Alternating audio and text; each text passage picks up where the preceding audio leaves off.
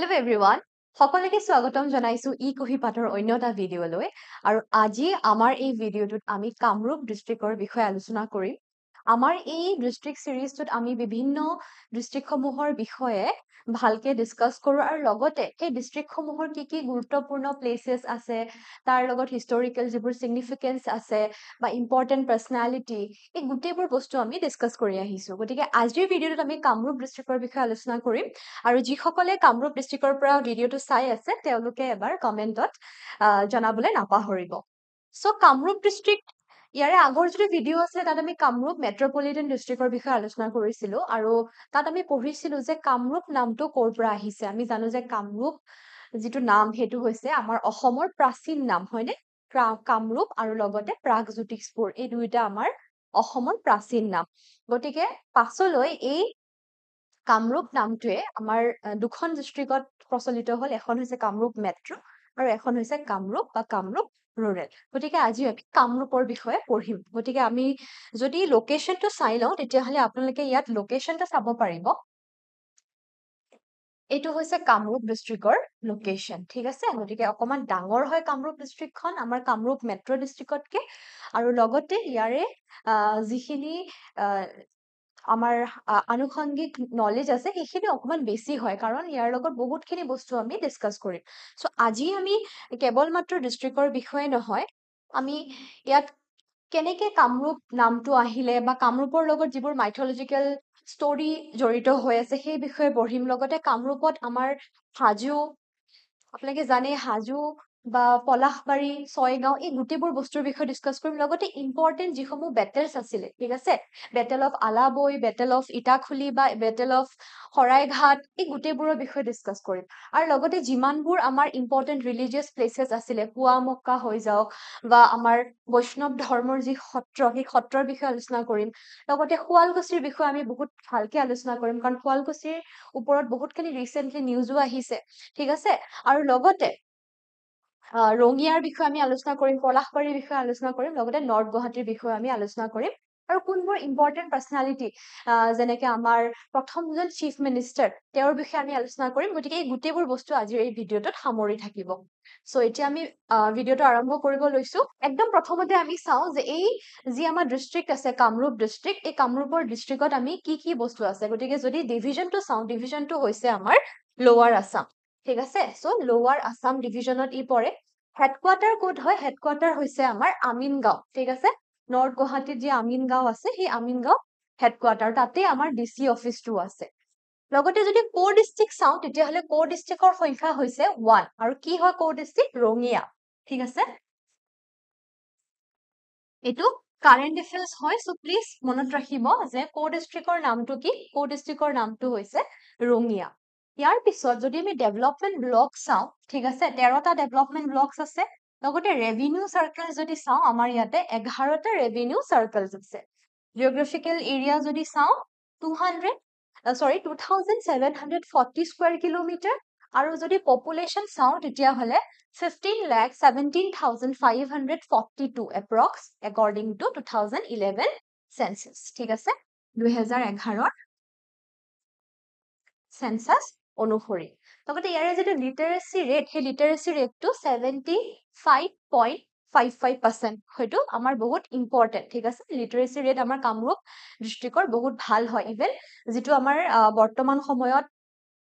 গুণোৎসৱ চলি আছে সেই গুণোৎসৱতো কিন্তু কামৰূপ ডিষ্ট্ৰিক্টে বহুত ভাল পাৰফৰমেন্স দেখাবলৈ সক্ষম হৈছে যদি ইয়াৰে পঞ্চায়তৰ সংখ্যা চাওঁ তেতিয়াহ'লে 139 খন সো এইখিনি হৈ গ'ল আমাৰ এটা জাস্ট ওভাৰভিউ এবাউট দ্য ডিষ্ট্ৰিক্ট এতিয়া আমি বাউন্ডাৰিজ খিনি চাই লওঁ প্ৰত্যেকখন ডিষ্ট্ৰিক্টৰে বাউন্ডাৰি বিলাক জানাটো বহুত ইম্পৰ্টেন্ট কাৰণ প্ৰিলিমছ এক্সামিনেশ্যনত বাউন্ডাৰি ওপৰত বহুতখিনি কোৱেশ্চন আহি আছে ৰিসেন্টলি ৰাইট সো যদি আমি ইয়াৰে নৰ্থৰ ফালে চাওঁ তেতিয়াহ'লে নৰ্থৰ এইখন হৈছে কামৰূপ ডিষ্ট্ৰিক্ট ঠিক আছে কামৰূপ ডিষ্ট্ৰিক্টৰ নৰ্থৰ ফালে কি আছে আমাৰ বাক্সা আৰু উদালগুৰি ঠিক আছে বাক্সা উদালগুৰি আছে নৰ্থ ফালে দেন সাউথৰ ফালে যদি চাওঁ সাউথৰ ফালে কি আছে আমাৰ মেঘালয়া ঠিক আছে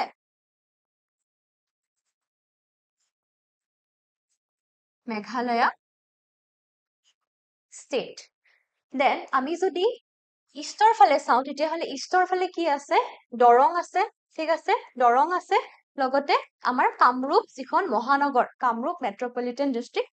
আছে আৰু যদি ৱেষ্টৰ ফালে চাওঁ ৱেষ্টৰ ফালে কি আছে গোৱালপাৰা আছে লগতে নলবাৰী ডিষ্ট্ৰিক্ট আছে গোৱালপাৰা নলবাৰী আৰু বৰপেটা ডিষ্ট্ৰিক্ট আছে গতিকে এইখিনি হৈছে boundary about the Kamrup district so এই কামৰূপ ডিষ্ট্ৰিক্টখন আচলতে পূৰ্বৰ পৰা এখন বৃহৎ ডিষ্ট্ৰিক্ট আছিলে পাছলৈ কি কৰা হ'ল আমাৰ এই কামৰূপ ডিষ্ট্ৰিক্টক 6টা ডিভিজনত ভাগা হৈছিলে ঠিক আছে ইয়াৰে আগতে গোটেই কামৰূপ ডিষ্ট্ৰিক্টখন একেটাই আছিলে তাৰপিছত কি হ'ল যিহেতু এডমিনিষ্ট্ৰেশ্যনত অসুবিধা হয় গতিকে সৰু সৰু পাৰ্টত ভাঙা হ'ল আৰু সেই 6টা পাৰ্ট হৈছে কামৰূপ মেট্ৰ' কামৰূপ নলবাৰী বৰপেটা বাক্সা আৰু বজালী ঠিক আছে সো আপোনালোকে নামকেইটা মনত ৰাখিব কেতিয়াবা কুৱেশ্যনত সুধিব পাৰে যে কামৰূপৰ যিটো লাৰ্জাৰ ভাৰ্চন আছিলে সেইটো ভাঙি পেলাই কেইটা বা কেইখন ডিষ্ট্ৰিক্টত তাক ভাঙা হৈছে সেইটো হৈছে টোটেল 6টা ইণ্ডিপেণ্ডেণ্ট ডিষ্ট্ৰিক্টত সো আজি যিটো প্ৰেজেন্ট ডে কামৰূপ ডিষ্ট্ৰিক্ট আছে ইয়াৰে মেইন হেডকোৱাৰ্টাৰটো আমিনগাঁও কেতিয়াৰ পৰা আহিছে 31st March of 2003 ঠিক আছে ডেটটো মনত ৰাখিব 31st March of 2003 পৰা আমাৰ এই কামৰূপ ডিষ্ট্ৰিক্টখন মেইনলি আৰম্ভ হৈছে ঠিক আছে সো এইটো ইম্পৰ্টেন্ট হৈ গ'ল এতিয়া আহিছো আমি মাইথলজিকেল সিগনিফিকেন্স কি হয় সেইটো আপোনালোকে হিষ্ট্ৰী যেতিয়া পঢ়ে গমেই পায় যে প্ৰত্যেকখন ডিষ্ট্ৰিক্টৰে কিছুমান মাইথলজিকেল সিগনিফিকেন্স আছে ঠিক সেইদৰে কামৰূপ ডিষ্ট্ৰিক্টৰ মাইথলজিকেল সিগনিফিকেন্স বহুত ইম্পৰ্টেন্ট হয় কাৰণ এই কামৰূপ যে ডিষ্ট্ৰিক্ট সেই কামৰূপ আমাৰ নামটো আমি গম পাওঁ যে আমাৰ প্ৰাচীন অসমৰ কামৰূপ নামটো হয়নে সো কামৰূপৰ কামাখ্যা আমি ষ্টৰিটো জানিছিলো লগতে কামদেৱৰ যি ৰিভাৰ্ট হৈছিলে ঠিক আছে সেইটো আমি জানিছিলো গতিকে দুইটা ষ্টৰি জড়িত হৈ আছে আমাৰ এই কামৰূপৰ লগত ইয়াৰ উপৰিও যদি চাই তেতিয়াহ'লে কোৱা হয় যে আমাৰ যিখন কামৰূপ কিংডম আছিলে এই গোটেই কামৰূপ কিংডমখন বহুত ডাঙৰ আছিলে বহুত ভাষ্ট আছিলে আৰু ক'ৰ পৰা আছিলে from Karatoya river in the west up to the border of Nepal and Bhutan in the east আৰু কভাৰ আণ্ডাৰ 4 সাব ৰিজন 4টা সাব ৰিজন আছিলে কি আছিলে এই ৰিজন কিটা ইম্পৰ্টেন্ট হয় বহুত ইম্পৰ্টেন্ট মনত ৰাখিব কামপীঠ ৰত্নপীঠ ঠিক আছে সমৰপীঠ এণ্ড সবৰ্ণপীঠ গতিকে এই 4টা আমাৰ কি সাব ৰিজন আছিলে গোটেই কামৰূপখনৰ এতিয়া যিদৰে আমি ক'লো যে বৰ্তমান কামৰূপখন ভালকে চলাবলৈ আমাৰ 6টা ডিভিজন 6খন ডিষ্ট্ৰিক্টত ভাগ কৰা হ'ল কিন্তু ইয়াৰে আগত যেতিয়া আমাৰ মাইথলজিকেল পিৰিয়ড বা আমাৰ যেতিয়া প্ৰি হিষ্টৰিক পিৰিয়ড আছিলে সেইটো সময়ত আমাৰ এই গোটেই ৰিজনটোক 4টা মেইন সাব ৰিজনত ভাগ কৰা হৈছিলে কামপীঠ ৰত্নপীঠ সমৰপীঠ আৰু লগতে সবৰ্ণপীঠ ঠিক আছে every sub region has its own boundaries আৰু এই যি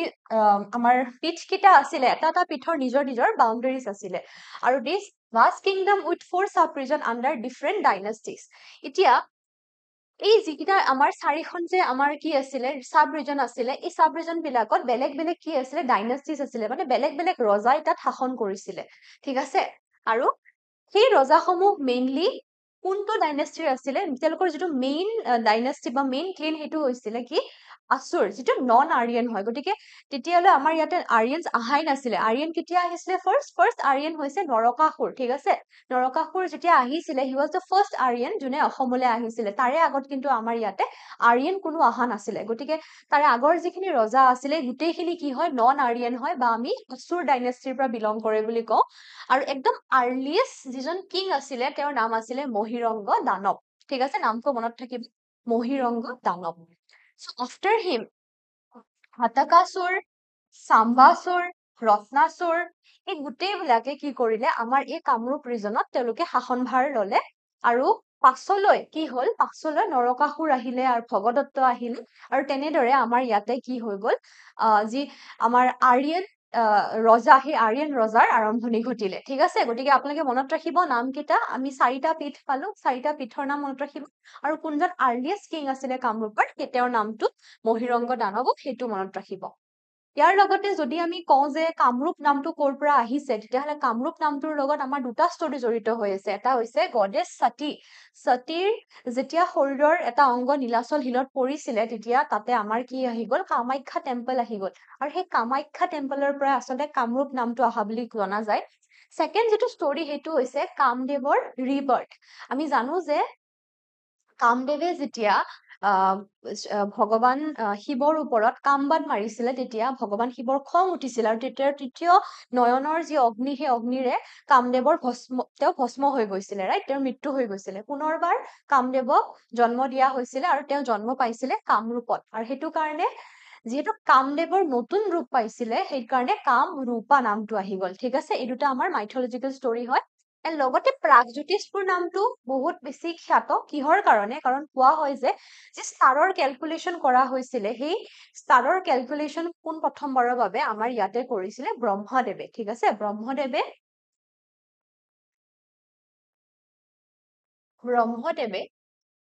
পোন প্ৰথমবাৰৰ বাবে কি কৰিছিলে যে ষ্টাৰৰ কেলকুলেশ্যন আমাৰ ইয়াতে কৰিছিলে কামৰূপত কৰিছিলে আৰু সেইটো কাৰণে প্ৰাগজ্যোতিষপুৰ বুলি ইয়াক নাম দিয়া হৈছিলে চ' এইখিনি থাকিব আপোনালোকৰ মনত ইয়াৰে লগতে যদি আমি কওঁ যে নামবোৰ ক'ত ক'ত মেনশ্যন আছে কোন কোন জেগাত আমি কামৰূপ বা প্ৰাগজ্যোতিষপুৰৰ নেমবোৰ মনত ৰাখিব পাৰো সেইসমূহ হৈছে মেইনলি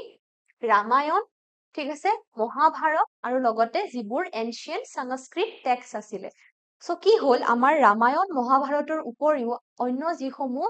টেক্সট আছে সেই টেক্সটতো কিন্তু আমাৰ কামৰূপৰ কথা মেনশ্যন আছে আৰু মহাভাৰত আৰু ৰামায়ণত বহুত ভালকে বা ডিটেইলত আমাৰ কামৰূপৰ বিষয়ে তেওঁলোকৰ মেনশ্যন আছে মহাভাৰতত ভগদত্তৰ যিটো ষ্টৰী যে ভগদত্তই কিদৰে নিজৰ পুত্ৰী ভানুমতীক বিয়া দিছিলে ঠিক আছে দুৰ্যোধনলৈ আৰু তাৰ পিছত কিদৰে তেওঁ যি ৱাৰ হৈছিলে কুৰুক্ষেত্ৰৰ যুদ্ধ হৈছিলে তাত কৌৰৱৰ ফালৰ পৰা কিদৰে তেওঁ পাৰ্টিচিপেট কৰিছিলে কিদৰে তেওঁ গোটেই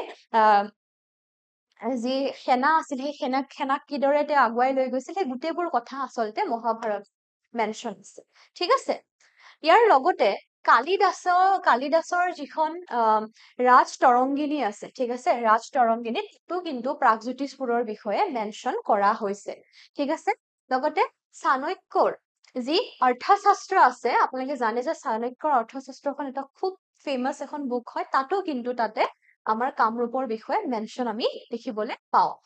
চ' ইয়াৰে উপৰিও কালিকা পুৰাণ আৰু যোগিনী তন্ত্ৰ আপোনালোকে জানে যে খুব দুখন ইম্পৰ্টেণ্ট আমাৰ বুক হয় কালিকা পুৰাণ আৰু যোগিনী তন্ত্ৰ এই কালিকা পুৰাণ আৰু যোগিনী তন্ত্ৰটো কামৰূপৰ বিষয়ে কি আছে মেনশ্যন আছে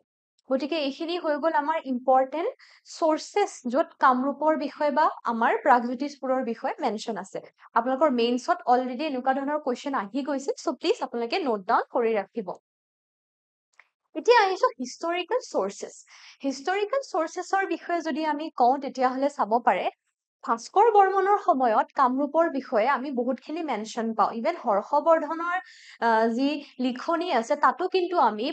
কুমাৰ ভাস্কৰ বৰ্মনৰ বিষয়ে মেনশ্যন পাওঁ আৰু কুমাৰ ভাস্কৰ বৰ্মনৰ সময়ছোৱাতে আমাৰ এজন খুব ফেমাছ চাইনিজ ট্ৰেভেলাৰ তেওঁৰ নাম আছিলে হিউমেন চাং আৰু হিউমেন চাং তেওঁ অসমলৈ আহিছিলে আচলতে ভাস্কৰ বৰ্মনে তেওঁক নিমন্ত্ৰণ জনাইছিলে ঠিক আছে তেওঁ নালন্দা বিশ্ববিদ্যালয়ত আহিছিলে নালন্দা বিশ্ববিদ্যালয়ত যেতিয়া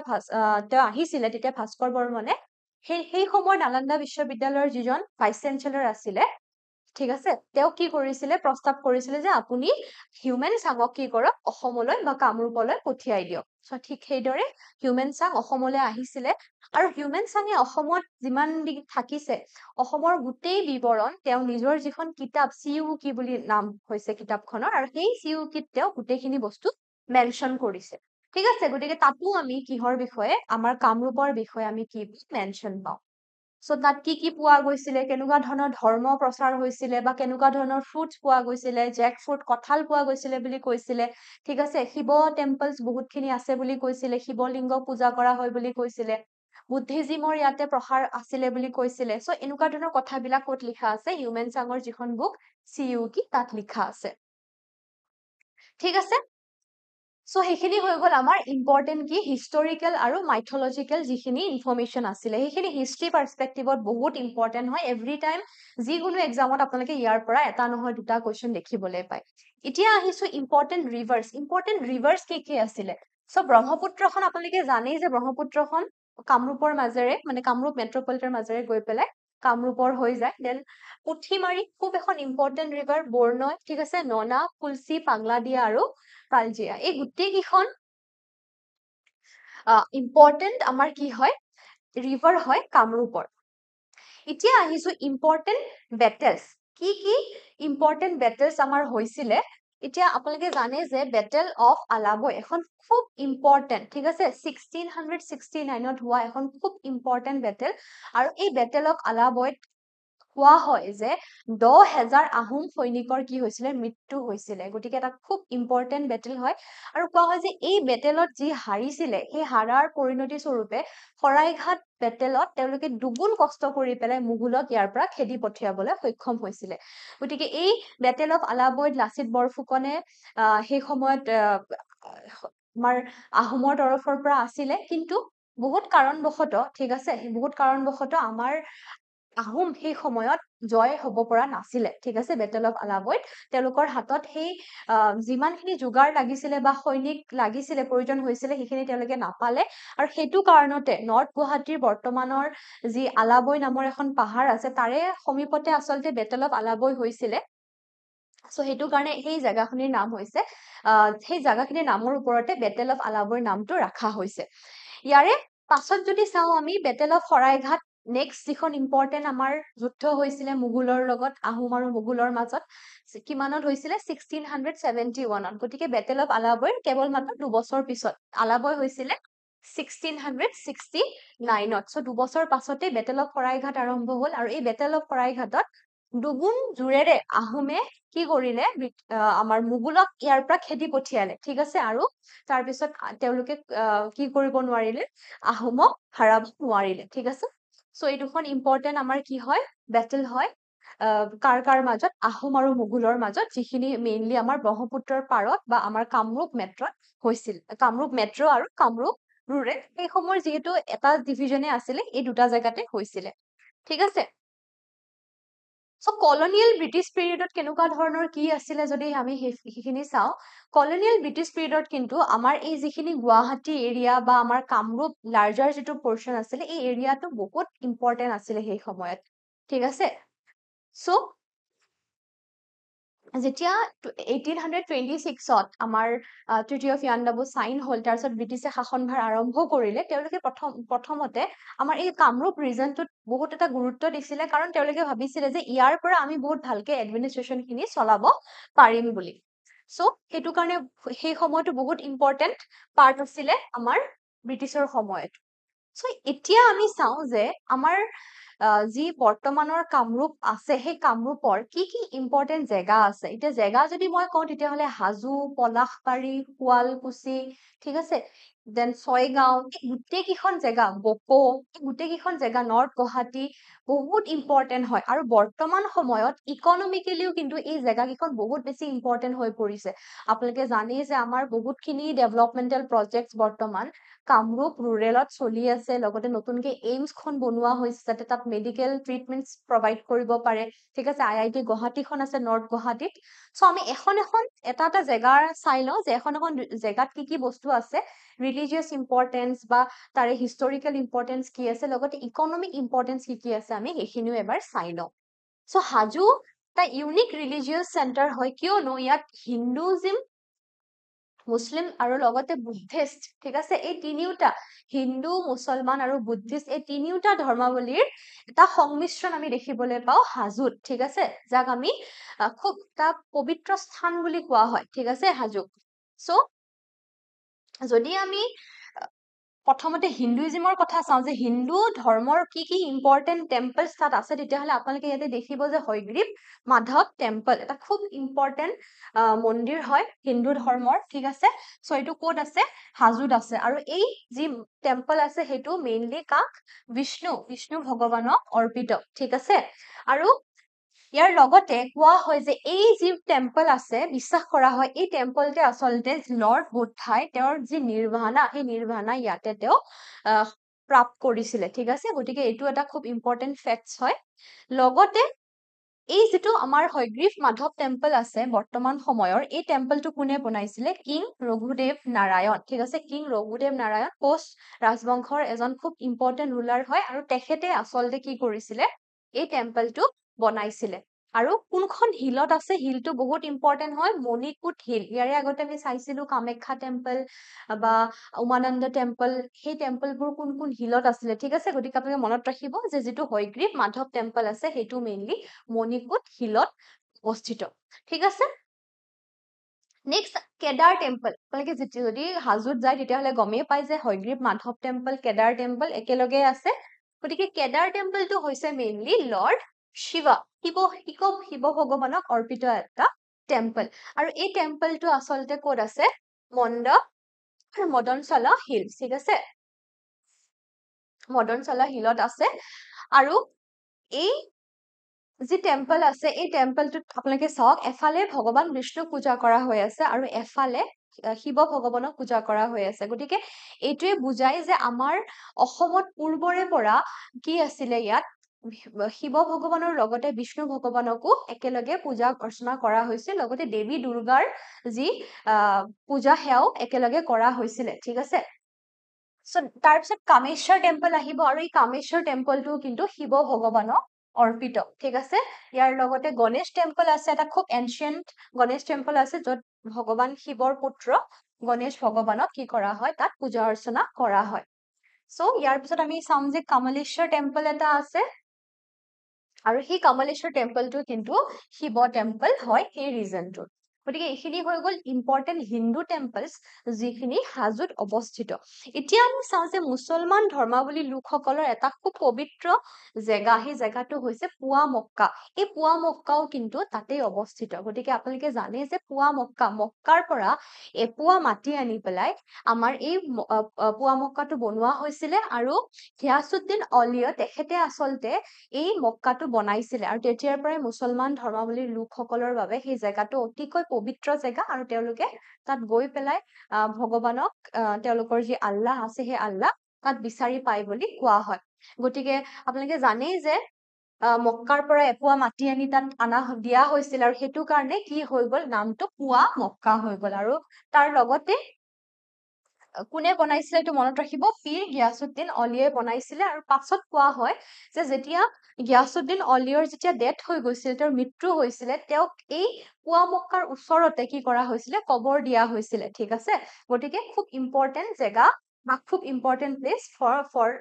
মুছলমান ধৰ্মাৱলী লোক। এতিয়া আহিছো ইয়াতে আৰু এটা খুব ইম্পৰ্টেণ্ট আমাৰ কি আছে, বৈষ্ণৱাইট চেণ্টাৰ আছে। গতিকে আপোনালোকে জানে যে আমাৰ শ্ৰীমন্ত শংকৰদেৱৰ সময়ছোৱাত বা মাধৱদেৱৰ সময়ছোৱাত বহুতখিনি সত্ৰ বা নামঘৰ আমাৰ কি হৈছিলে, ডেভেলপ কৰা গৈছিলে। ইয়াৰে ভিতৰত এটা খুব ইম্পৰ্টেণ্ট সত্ৰ হৈছে ধূপৰগুৰি সত্ৰ, ঠিক আছে। মেইনলি মাধৱদেৱে আচলতে হাজো অঞ্চলত এই সত্ৰটো এষ্টাব্লিছ কৰিছিলে, আৰু হাজোত আজিও যদি আপোনালোকে যায় তেতিয়াহ'লে একশৰণ ভাগৱতী ধৰ্ম বা যি নিউ বৈষ্ণৱাইট ধৰ্ম আছে তাৰে আমি বহুতখিনি লোক দেখিবলৈ পাওঁ। গতিকে মাধৱদেৱ আছিলে শ্ৰীমন্ত শংকৰদেৱৰ এজন শিষ্য, আৰু তেখেতে শ্ৰীমন্ত শংকৰদেৱৰ যি তেওঁৰ যি শিক্ষা সেই অনুযায়ী বা তেওঁৰ ধৰ্মৰ পথত আগুৱাই তেখেতেও সত্ৰ নিৰ্মাণ কৰিছিলে, ঠিক আছে। গতিকে এতিয়াও আমি এই সত্ৰত বৈষ্ণৱাইট ধৰ্মৰ যি নাম কীৰ্তন হৈ যাওক বা যিসমূহ ৰাস হওক, ভাওনা হওক, বা তেওঁলোকৰ যিসমূহ গুৰু পূৰ্ণিমা বা তিথি, সেই গোটেইসমূহ ভালকে পালন কৰা আমি ইয়াতে দেখিবলৈ পাওঁ। আৰু লগতে ভাদ মাহত গোটেই মাহজোৰা যি নাম প্ৰসংগ, 4 প্ৰসংগৰ নাম আমি এই সত্ৰত দেখিবলৈ পাওঁ, ঠিক আছে। ইয়াৰ পিছত আহিছো নেক্সট ইম্পৰ্টেণ্ট প্লেচ কামৰূপ ডিষ্ট্ৰিক্টৰ, সেইটো হৈছে শুৱালকুছি। গতিকে শুৱালকুছি বুলি কোৱাৰ লগে লগে আপোনালোকে হয়তো ধুনীয়া পাটৰ কাপোৰ, ধুনীয়া মুগাৰ কাপোৰৰ কথা মনলৈ আহে, ইয়াত পিকচাৰ লগোৱাই হৈছে, ঠিক আছে। গতিকে শুৱালকুছি যিখন হৈছে খুব এখন সুন্দৰ জেগা। আমি কওঁ যে আমাৰ গোটেই অসমৰ এনেকুৱা এটা জেগা য'ত আচলতে গোটেই ফিমেল খিনিয়ে বহুত ধুনীয়াকৈ বহুত পূৰ্বৰে পৰা স্বাৱলম্বী হৈ আহিছে, আৰু লগতে কিদৰে আমি স্কিল ডেভেলপমেন্টৰ ওপৰত গুৰুত্ব দিলে আমি সঁচাকৈ আগুৱাই যাব পাৰো তাৰ বিষয়ে কিন্তু শুৱালকুছিয়ে আমাক খুব ধুনীয়া এটা নিদৰ্শন দিয়ে। গতিকে শুৱালকুছিক আমি কি বুলি জানো, মানচেষ্টাৰ অফ আছাম বুলি জানো, ঠিক আছে, মানচেষ্টাৰ অফ আছাম বুলি জানো। এই কিহৰ বাবে ফেমাছ, মেইনলি এৰী, মুগা, পাট চিল্ক, এই গোটেইবিলাক তাত বহুত ধুনীয়াকে কি কৰা হয়, বোৱা হয়। আৰু সেইটো কাৰণে এই শুৱালকুছিত আমি বহুত এক্সেলেণ্ট কোৱালিটিৰ পাটৰ, মুগাৰ লগতে এৰীৰ কাপোৰ আমি ইয়াতে দেখিবলৈ পাওঁ, ঠিক আছে। মহাত্মা গান্ধীয়ে কি নাম দিছিলে, যে মহাত্মা গান্ধীয়ে কৈছিলে যে অসমৰ মহিলাসকলে কি কৰে, শালত সপোন ৰচে বুলি কৈছিলে হয় তাঁতশালত সপোন ৰচে গতিকে খুব ধুনীয়াকে তেওঁ আমাৰ শুৱালকুছিৰ মহিলাসকলক এটা নাম দি থৈ গৈছিলে চ' সেইটো কাৰণেও বহুত ইম্পৰ্টেণ্ট আৰু লগতে আমাৰ শুৱালকুছিয়ে বৰ্তমান সময়ত টুৰিজিম ভিলেজ হিচাপেও কিন্তু বহুতখিনি স্বীকৃতি লাভ কৰিছে গতিকে আপোনালোকে জানে যে আজিকালি ৰিলিজিয়াছ টুৰিজিম বা ভিলেজ টুৰিজিম তেনেকুৱা ধৰণৰ কনচেপ্টবোৰ বহুত বেছি ডেভেলপড হৈছে চ' শুৱালকুছিও বৰ্তমান সময়ত যিটো ভিলেজ টুৰিজিমৰ কনচেপ্ট আছে সেইটোত বহুত ভাল স্থান ল'বলৈ সক্ষম হৈছে বহুত বাহিৰৰ পৰা মানুহ আহি পেলাই তেওঁলোকে তাত শুৱালকুছিত থাকে তেওঁলোকে চাই যে কিদৰে হেণ্ডলুম যি আমাৰ নিদৰ্শন আছে হেণ্ডলুমৰ নিদৰ্শন কিদৰে তেওঁলোকে চাব পাৰে বা কিদৰে শুৱালকুছিৰ মহিলাসকলে খুব ধুনীয়াকে শাল বৈ পেলাই কাপোৰ বৈছে গোটেইবোৰ বহুতখিনি ৰিচাৰ্চো চলি আছে বৰ্তমান আৰু লগতে আমাৰ বহুতখিনি টুৰিষ্টো আমি এট্ৰেক্ট কৰিবলৈ সক্ষম হৈছো শুৱালকুছিৰ ৰিজনত চ' ইয়াৰ উপৰিও যদি আমি হিষ্টৰিকেলি চাওঁ তেতিয়াহ'লে আহোমৰ দিনত মোমাই তামুলী বৰবৰুৱা যেতিয়া আছিলে মোমাই তামুলী বৰবৰুৱাই আচলতে শাল বোৱা বা শিপিনীসকলক বহুতখিনি গুৰুত্ব দিছিলে ৰাইট চ' সেই সময়তো কিন্তু আহোমৰ যিখিনি আহোমৰ সময়ছোৱাত যিখিনি ৰজা আছিলে তেওঁ তাৰ পাছৰ ৰজাখিনিও কিন্তু আমাৰ এই শিপিনীসকলক বহুতখিনি সুবিধা দিছিলে আৰু তেতিয়াৰ পৰাই আমি দেখিছো যে যি শাল বোৱা আছে বা আমাৰ হেণ্ডলুমৰ কাপোৰ কানি তেতিয়াৰ পৰাই বহুতখিনি প্ৰচলন হোৱাৰ আৰম্ভ ঘটিছিলে ঠিক আছে চ' এইখিনি হৈ গ'ল about Sualkuchi district Sualkuchi place আমাৰ কামৰূপ ডিষ্ট্ৰিক্টৰ এতিয়া আহিছো নেক্সট ইম্পৰ্টেণ্ট এটা প্লেচ হৈছে সেইটো হৈছে আমাৰ ছয়গাঁও চ' ছয়গাঁৱৰ যি ষ্টৰী বেউলা লক্ষীন্দৰ ষ্টৰী সেই ষ্টৰীটো আপোনালোকে জানে যে আমাৰ ফকলৰ এটা খুব ইম্পৰ্টেণ্ট ষ্টৰী হয় আৰু আমাৰ মানুহৰ মাজত বহুত বিখ্যাত এই ষ্টৰী আচলতে কোৱা হয় যে যি চান্দ সদাগৰৰ যিটো মেৰঘৰ আছিলে সেই মেৰঘৰটো বৰ্তমানেও তাত ভগ্নাংশ আমি দেখিবলৈ পাওঁ আৰু মেইন ষ্টৰিটো কি আছিলে যে আচলতে সদাগৰ কি আছিলে তেওঁ শিৱৰ এজন ভক্ত আছিলে আৰু তেওঁৰ আচলতে এটা অভিশাপ দিয়া হৈছিলে নাগ দেৱতাই তেওঁক অভিশাপ দিছিলে যে তেওঁৰ বংশৰ কোনো ব্যক্তি বাচি নাথাকে ঠিক আছে গতিকে তেওঁৰ যেতিয়া ল'ৰা ডাঙৰ হ'ল তেতিয়া তেওঁ বিয়া দিলে তেতিয়া তেওঁ প্ৰাণত ভাবুকি আহিলে যে যিহেতু তেওঁক এটা অভিশাপ দিয়া হৈছিলে যে তেওঁৰ বংশৰ কোনো মানুহ জীয়াই নাথাকিব গতিকে সেই কাৰণতে আচলতে তেওঁলোকে এনেকুৱা এটা ঘৰ নিৰ্মাণ কৰিছিলে যিটোত আচলতে যি বিবাহিত দম্পতি আছিলে তেওঁলোকক তাত ৰখা হৈছিলে আৰু এনেকুৱা ব্যৱস্থা কৰিছিলে যে কোনো ধৰণৰ সাপ তাত সোমাব নোৱাৰে কিন্তু পাছলৈ কি হ'ল সাপে তেওঁলোকক খুটিয়াই যি ল'ৰা আছিলে লক্ষীন্দৰ তেওঁক খুটিয়াই কিন্তু পাছলৈ যি বেউলা আছে তেওঁ আচলতে নিজৰ যি হাজবেণ্ড বা নিজৰ পতিক ঘূৰাই আনিবলৈ সক্ষম হয় বহুতখিনি কষ্টৰ পাছত গতিকে এই ষ্টৰিটো আপোনালোকে জানেই চাগে বহুত প্ৰচলিত এটা ষ্টৰি গতিকে এই ষ্টৰিটো মেইনলি ছয়গাঁও অঞ্চলৰ পৰা আমাৰ আছে চ' ইয়াতে পিকচাৰটো আপোনালোকে দেখিব পাৰে ভগ্নাংশ এটা তাত ওলাই থাকে ঠিক আছে এইটো এটা ষ্টনৰ দৰে হয় গতিকে এই ভগ্নাংশটো এতিয়া আপোনালোকে গ'লে দেখিবলৈ পাব ইয়াৰ ৰঙিয়া ঠিক আছে ৰঙিয়া এটা খুব ইম্পৰ্টেণ্ট প্লেচ হয় কামৰূপ ডিষ্ট্ৰিক্টৰ কিয় ইম্পৰ্টেণ্ট প্লেচ হিষ্টৰিকেলি ইয়াৰ বহুতখিনি চিগনিফিকেঞ্চ আছে আৰু লগতে যেতিয়া ব্ৰিটিছে ৰেল লাইন আৰম্ভ কৰিছিলে সেই সময়ছোৱাৰ পৰা কিন্তু ৰঙিয়াখন বহুত বেছি গুৰুত্বপূৰ্ণ চ' বৰ্তমানো যদি আপোনালোকে চাই ৰঙিয়া জংচনৰ পৰা আচলতে আমাৰ যিখিনি আপাৰ আছাম আছে সেই জংচনলৈ বহুতখিনি ট্ৰেইন চলে ঠিক আছে চ' ইম্পৰ্টেণ্ট এটা ৰেলৱে জংচন হয় from the time of colonial এৰা আৰু গুৱাহাটীক ই তেজপুৰ লগতে অন্য যিসমূহ আপাৰ আছামৰ পাৰ্ট আছে সেই পাৰ্টৰ লগত জড়িত মানে জইন কৰে চ' ৰঙিয়াৰ পৰা তিনিচুকীয়া ডিব্ৰুগড় শিৱসাগৰ যোৰহাট এই গোটেই জেগাবিলাকলৈ ট্ৰেইন আমি যোৱা দেখিবলৈ পাওঁ আৰু বৰ্তমান সময়ত এই যি ৰঙিয়া আছে এই ৰঙিয়া এটা খুব ইম্পৰ্টেণ্ট কি হয় প্লেচ হয় কানেক্টিভিটিৰ এটা প্লেচ হয় আৰু ৰঙিয়া ষ্টেচনৰ ডেভেলপমেন্টৰ কাৰণে কিছুমান প্লেন গভৰ্ণমেণ্টে হাতত ল'ব আগন্তুক সময়ছোৱাত ঠিক আছে গতিকে ৰঙিয়া সেইকাৰণে ইম্পৰ্টেণ্ট ইয়াৰ পিছত পলাশবাৰী এতিয়া যিহেতু ৰাসৰ বতৰ আপোনালোকে জানে যে পলাশবাৰীৰ ৰাস বহুত বেছি ফেমাছ ৰাস হয় আৰু এই পলাশবাৰী আচলতে এগ্ৰিকালচাৰ আৰু ট্ৰেডৰ কাৰণেও কিন্তু বহুত বেছি বিখ্যাত ঠিক আছে এগ্ৰিকালচাৰ যিসমূহ আমাৰ সম্পদ আছে সেই সম্পদসমূহ বহুত ভাল পৰিমাণত পলাশবাৰীত পোৱা যায় লগতে ট্ৰেডিঙৰ কাৰণেও এই জেগাটো বহুত বেছি বিখ্যাত আৰু ৰাস মহোৎসৱ এই পলাশবাৰীত বহুত ধুনীয়াকে উদযাপন কৰা হয় আৰু ৰিচেণ্টলি আপোনালোকে যদি চাই যে পলাশবাৰী আৰু শুৱালকুছি জড়িত কৰিবৰ কাৰণে এখন ব্ৰিজ নিৰ্মাণ কৰা হৈ আছে গতিকে ই বৰ্তমান নিৰ্মাণ হৈ আছে কমপ্লিট হোৱা নাই গতিকে এই ব্ৰিজখন হোৱাৰ পাছতো কিন্তু ইকনমিকেলি বা কানেক্টিভিটি আমাৰ বঢ়াব বহুত বেছি ইকনমিক ডেভেলপমেন্ট হ'ব ট্ৰেড ৰিলেশ্যনছ বাঢ়িব লগতে আমাৰ কানেক্টিভিটি ডেভেলপ হোৱাৰ লগে লগে আমাৰ বহুতখিনি ডেভেলপমেন্ট আমি দেখিবলৈ পাম এই ৰিজনটোত ঠিক আছে সো তাৰপিছত আহিছো নৰ্থ গুৱাহাটী গুৱাহাটীৰ এইটো পাৰে নৰ্থ গুৱাহাটী আছে আপোনালোকে জানে শৰাইঘাট যি দুখন ব্ৰিজ আছে সেই দুখন ব্ৰিজে গুৱাহাটীক নৰ্থ গুৱাহাটীৰ লগত কানেক্ট কৰে আৰু এতিয়া বৰ্তমান আৰু এখন ব্ৰিজ আমাৰ বনি আছে যিখন ব্ৰিজ হৈ যোৱাৰ পাছত গুৱাহাটীৰ পৰা অতি কম সময়তে আপোনালোকে নৰ্থ গুৱাহাটীলৈ যাব পাৰিব আৰু ই আমাৰ যিটো ডিষ্টেন্স সেই ডিষ্টেন্সটো বহুত বেছি কমাই তোলাব ঠিক আছে গতিকে নৰ্থ গুৱাহাটী কিয় বেছি ইম্পৰ্টেণ্ট আপোনালোকে জানে যে নৰ্থ গুৱাহাটীৰ লগতো আমাৰ বহুত কেইটা হিষ্টৰিকেল সিগনিফিকেন্স আছে যিদৰে মই বেটেল অফ আলাবৰ কথা কৈছিলো ঠিক আছে তাত আৰু এটা খুব ইম্পৰ্টেণ্ট হিষ্টৰিকেল ষ্টৰি জড়িত হৈ আছে সেইটো হৈছে অশ্বক্লান্তা টেম্পল ঠিক আছে অশ্বক্লান্তা টেম্পল আমাৰ শ্ৰীকৃষ্ণৰ লগত জড়িত ঠিক আছে সো কানাই বৰশী যিটো ৰক ইডিক্স আছে সেই ৰক ইডিক্সটো আমি ক'ত দেখিবলৈ পাওঁ নৰ্থ গুৱাহাটীত দেখিবলৈ পাওঁ যাৰ ওপৰত APSC অলৰেডি বহুতবাৰ কোৱেশ্চন সুধিছে ঠিক আছে সো যিটো মহাৰাজ পৃথু আছিলে মহাৰাজ পৃথুই আচলতে কোৱা হয় যে তেওঁ কানাই বৰশী ৰক ইনস্ক্ৰিপশ্যনটো লিখিছিলে আৰু তাত তেওঁ মেনশ্যন কৰিছিলে যে মহম্মদ বিন বাখতিয়াৰ খিলজী যেতিয়া অসমলৈ আহিছিলে তেতিয়া তেওঁলোকক অসমৰ পৰা খেদি পঠোৱা হৈছিলে সেই বিষয়ে যি ইনস্ক্ৰিপশ্যন আছে সেইটো আমাৰ মেইনলি নৰ্থ গুৱাহাটীত আপোনালোকে দেখিবলৈ পাব দৌল গোবিন্দ টেম্পলৰ পৰা অকমান দূৰলৈ গলে আপোনালোকে সেই ইনস্ক্ৰিপশ্যনখন দেখিবলৈ পাব সো ইয়াৰ উপৰিও আমাৰ কিছুমান টেম্পলছো তাত আছে যেনেকে ডিগ্ৰেশ্বৰী টেম্পল আছে ঠিক আছে মণিকৰ্ণেশ্বৰী টেম্পল আছে সো এইখিনিৰ উপৰিও আমাৰ দৌল গোবিন্দ টেম্পলো আমি নৰ্থ গুৱাহাটীত দেখিবলৈ পাওঁ সো ইয়াৰ পিছত আহিছো কিছুমান ইম্পৰ্টেণ্ট লিংগুইষ্টিক আৰু লিটাৰেৰী হেৰিটেজৰ ওপৰত ঠিক আছে এইখিনি খুব ইম্পৰ্টেণ্ট হয় আপোনালোকে মন কৰিব আমাৰ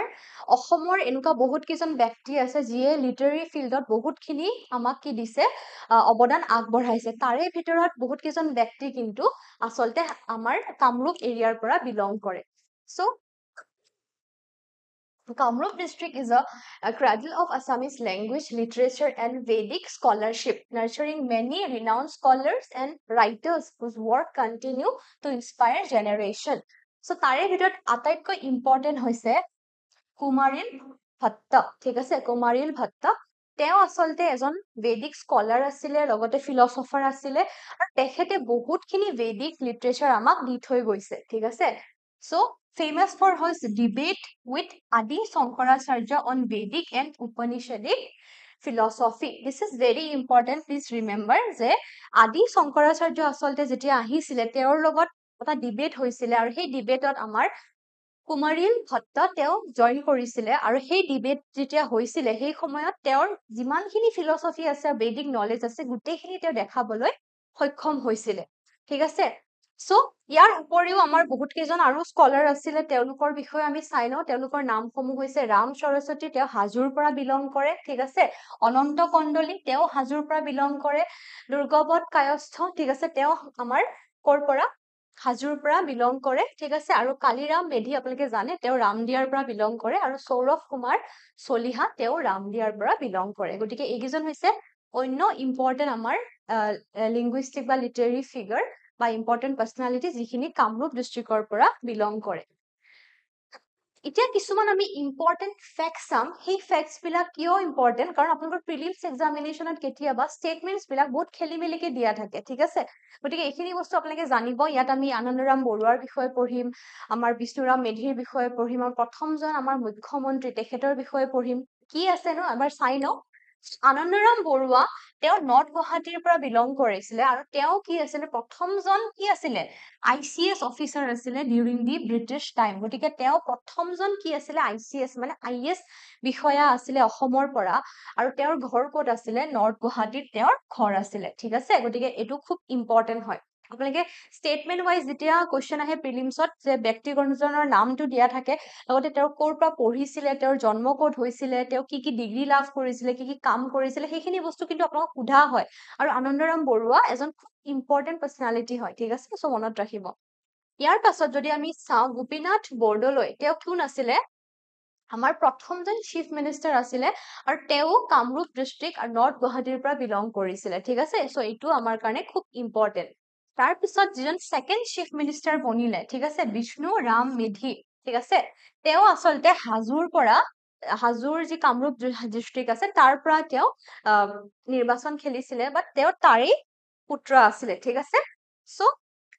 এইকেইজন হৈ গ'ল ইম্পৰ্টেণ্ট ব্যক্তি, পলিটিকেল ফিগাৰ, বা আমি কওঁ যে খুব একাডেমিকেলি ব্ৰিলিয়েণ্ট, বা আমাৰ প্ৰশাসনিক বিষয়া এজন, সেইজন হৈছে আনন্দৰাম বৰুৱা, যি আমাৰ কামৰূপৰ পৰা বিলং কৰে। চ' এতিয়া আমি ছেকেণ্ড কিছুমান ইম্পৰ্টেণ্ট ফেক্টছৰ বিষয়ে চাই লওঁ। তাৰে ভিতৰত আমি গভৰ্ণৰৰ বিষয়ে চাম। দুজন ইম্পৰ্টেণ্ট গভৰ্ণৰ, যি দুজন ব্যক্তি অসমৰ আছিলে, আৰু সেই দুজন ব্যক্তিয়ে পাছলৈ বেলেগ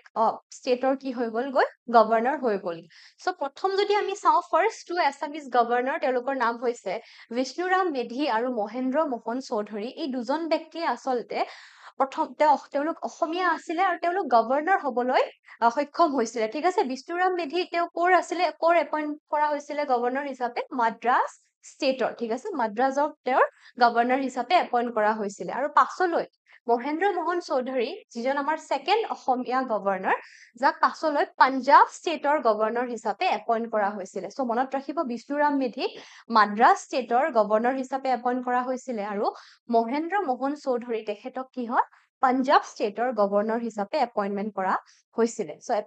হৈছিলে। চ' এইকেইজন ইম্পৰ্টেণ্ট পাৰ্চনেলিটিৰ বিষয়ে আপোনালোকে মনত ৰাখিব লাগিব, কাৰণ আছাম পলিটিৰ পৰাও আপোনালোকৰ প্ৰিলিমছত কুৱেশ্যন অহা দেখা যায়। আৰু এইবাৰতো আপোনালোকৰ যি মেইনছ এক্সাম হৈছে, তাত আছাম পলিটিৰ পৰা বহুতখিনি কুৱেশ্যন আমি দেখিবলৈ পাইছো, ৰাইট?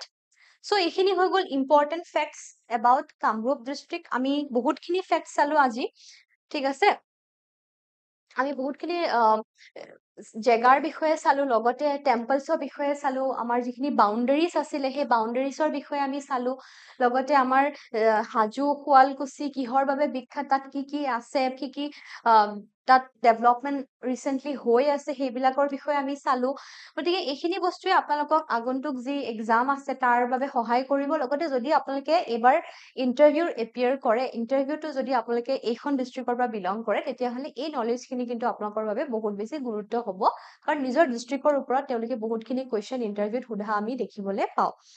চ' আজিলৈ ইমানখিনিয়ে আছিলে এইটো ভিডিঅ'ত। আপোনালোকে যদি আমাৰ যিসমূহ বাকী ভিডিঅ'জ আছে সেইসমূহ চোৱা নাই, তেতিয়াহ'লে আপোনালোকে চাব পাৰিব।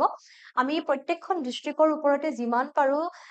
ভালকে নলেজ দিবলৈ যত্ন কৰিছোঁ, যিমানখিনি সাম্যক জ্ঞান আছে আমি গোটেইখিনি দিবলৈ যত্ন কৰিছোঁ। আপোনালোকে আমাৰ প্লেলিষ্টত গৈ পেলাই চাব পাৰিব ইউটিউবত। প্ৰত্যেকখন ডিষ্ট্ৰিক্টৰ বিষয়ে আপোনালোকে বহুত ধুনীয়াকে গোটেইখিনি কথা গম পাই যাব। আৰু যদি আপোনালোকে কামৰূপ ডিষ্ট্ৰিক্টৰ হয় আৰু আজিৰ এই ভিডিঅ'টো চাই আছে, তেতিয়াহ'লে আপোনালোকে কমেণ্ট ছেকশ্যনত জনাব। আৰু লগতে আৰু কোনবোৰ বস্তু ৰৈ গৈছে, বা কোনবোৰ বস্তু নতুনকে ডেভেলপড হৈ আছে, যদি আপোনালোকে জানে তেতিয়াহ'লে কমেণ্ট ছেকশ্যনত জনাবলৈ নাপাহৰিব। চ' আজিৰ ভিডিঅ'টো ইমানতে সমাপ্ত কৰিছোঁ। Thank you everyone.